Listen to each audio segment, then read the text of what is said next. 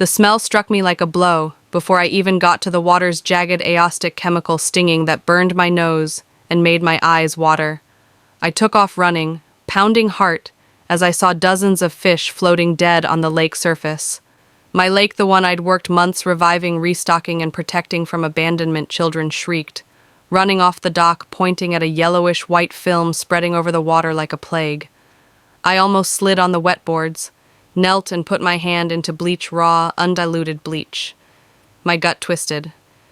But when I reviewed the wildlife camera I'd placed on the shore, the image froze my blood and fueled my fury. There she was, Deborah Vance, HOA president, in her floppy sun hat and neon sneakers, dumping jug after jug of bleach into the lake like she was spiking a punch bowl at her two board members. Laughed, recording it on their phones as if it was a prank. This wasn't a prank. It was ecological sabotage, a felony, and the minute they picked a fight with the wrong angler, it all started because I turned a neglected corner of the neighborhood lake into a vibrant fishing paradise. I wasn't out to cause trouble. I just loved fishing, and the lake had promise once, a dumping ground for trash and broken chairs. I'd cleaned it up with assistance from local veterans and teens from the community center we installed. Benches planted reeds and hung signs regarding catch and release and safe baiting. Soon children were casting lines. Veterans were opening up, and families who'd forgotten the lake even existed were picnicking again, but the noise of happiness and the presence of people connecting seemingly conflicted with the HOA's sterile brunch vibe. Particularly Deborah, she'd made her contempt plain from day one. First appeared bogus quotations. An orange label on my truck insisted I had parked illegally. I hadn't. Then she littered the dock with no fishing order. I took them down. She installed more. I researched county bylaws and ascertained she had no authority over this stretch of the lake. Preservation designated public access under a grant. I produced the documents. Her expression contorted, and she doubled back. She attempted to tow the bench I'd constructed. She said, "My bait bucket attracted rats," and called the health department. The inspector ended up commending the water quality and assisted me untying a tangled line. I remained civil, inviting her to a cleanup day. She snubbed it. I invited the HOA board to a kids' fishing derby we hosted with the VFW. None attended. But when a photo of smiling kids and proud veterans appeared in the local paper, Deborah's anger was palpable. This wasn't about fishing, it was about her need to control. So when I discovered the lake poisoned that morning, it wasn't a surprise, it was a strategic blow. I was too angry to go up against her. Instead, I did what she'd despise most.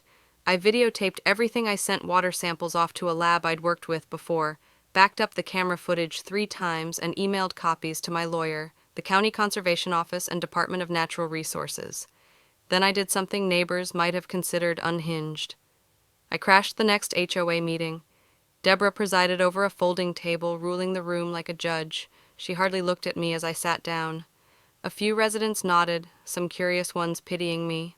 I waited for public comment, then plugged a USB into their projector and hit play. The room fell silent as Deborah showed dumping bleach with jubilant abandon, her cronies chuckling in the background, the jugs, her voice, the board members' jeers unmistakable when it finally ended. I was confronted by the board. "This is a crime, pollution of public water. I've forwarded it to the authorities just so you know what's in store."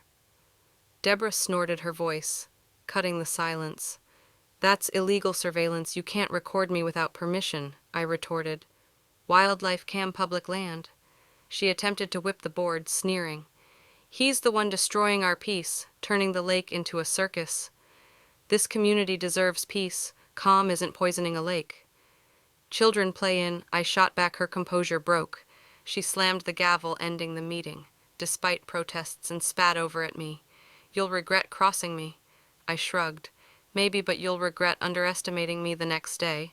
A $300 fine came onto my door for unlawful bait storage and extreme use of community space.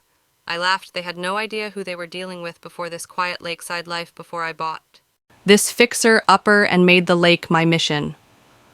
I worked for the state's Department of Water and Wildlife.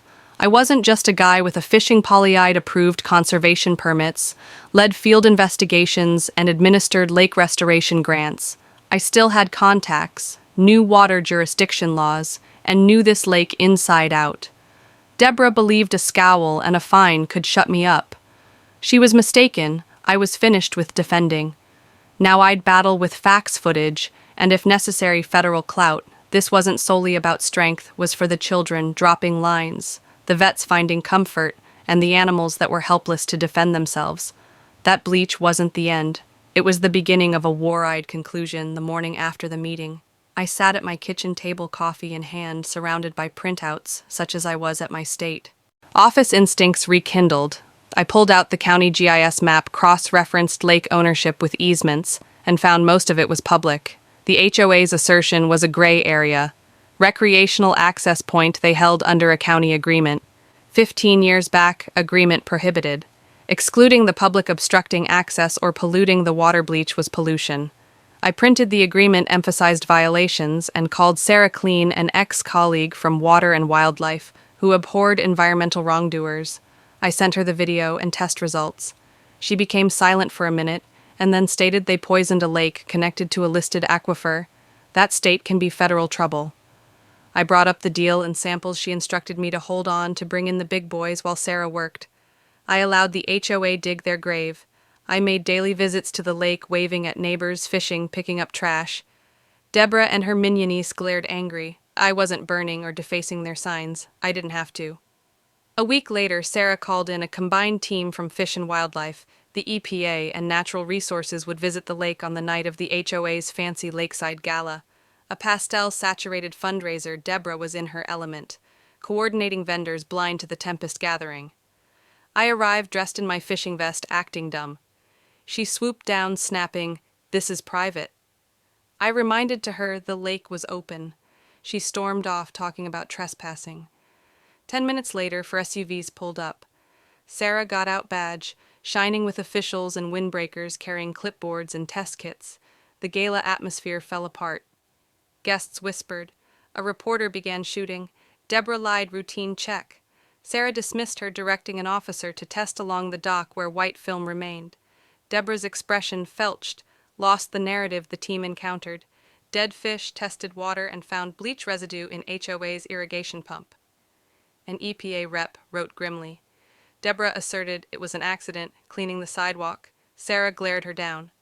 Your board was caught pouring bleach on purpose. That's criminal negligence. The gala exploded. Guests ran caterers, asked for payment, and the white party turned into a crime scene. I fished around. Grinning.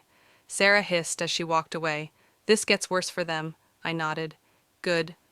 The following day, a Candace notice prohibited lake use pending investigation. Deborah's online rant accusing government overreach and a fisherman's grudge backfired the local newspaper. Ran bleach scandal at Willow Lake starring my video. The HOA's meeting broke down resignations, sobs, and a frozen insurance policy. Residents' dues would now pay for Deborah's chaos. A state biologist press conference verified the bleach damaged the ecosystem and threatened groundwater. The HOA's lake permit was revoked, and fencing installed. A veteran fisherman nodded at me. Tears in his eyes, worth more than any headline. Deborah evaded me, but her empire collapsed. I knew the lake's secrets. Old pipes, hidden trash restoration would reveal more than bleach. The struggle wasn't done. The tide had shifted. A red notice on the dock.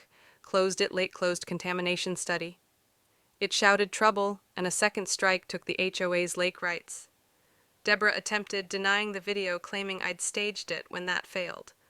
Her voice was sharp, snarling, "Dump it all. I want this place dead in the morning." She played victim, requesting a restraining order with my own security footage. Against me, my attorney Rachel, a no-nonsense HOA veteran, came to court with a folder and flash drive. Deborah's tearful performance fell apart when Rachel produced the bleach video, and my non-reactive post-incident demeanor. The order was denied. Fined Deborah for frivolity, and she stormed out that afternoon. My truck was again towed, cited as abandoned. My dash cam demonstrated otherwise. The tow firm reversed its action, but I lodged a civil lawsuit, digging the HOA into deeper legal woes. The turning point was a crowded DNR forum. Sarah outlined the lake's devastated chlorine spikes, dead fish, wetland damage, and billed an indefinite closure for state-organized restoration. She added, "The contamination was purposeful. We have evidence, labs, witnesses." A father stood up with a photo of his deceased son fishing, saying, You destroyed our memories. The room erupted into applause. Deborah downsized the story, hit TV blogs and viral forums with headlines like HOA poisons. Lake caught on camera memes mocked Deborah. A parody song, Bleach Lake Blues, trended. State attorneys probed HOA records, uncovering diverted funds and ignored pollution. The treasurer quit, exposing Deborah's bullying. Board members lawyered up or fled. I stayed low, aiding restoration crews, monitoring wildlife, and accepting a kid's wooden sign. The fisher who fought back leaked emails, revealed Deborah calling fishing families lake scum. Her allies deserted her. The HOA faced lawsuits, frozen insurance, and a recall vote of 217 families. 193 removed the board. Deborah's house foreclosed, purchased by a developer who converted it to an eco-hub nicknamed Vance's Folly. The lake is now a state-protected preserve, free of HOA control at the rededication. I cut the ribbon eyes on the Clearwater children fishing once more that afternoon. I cast a line, savoring the lake's victory. Nature won the community. One spring brought cattails, wildflowers, and open trails. Veterans donated benches. One read, "For the lost and the peace we found." A kid with autism caught a sunfish, grinning wide me reward. I became the lake guy, conducting tours, events, and junior angler days. I purchased Deborah's house, now a community building with a library and pictures of our comeback. Not her demise. Deborah disappeared, allegedly arguing about coolers at some remote bait shop. Justice enough kids made forts, left crayon messages, "Thanks for giving us the lake back." Each cast reverberated the battle from a toxic lake to a resurrected sanctuary. Willow Lake was not just water, it was proof a nation could stand up in unison against toxin in whatever guise.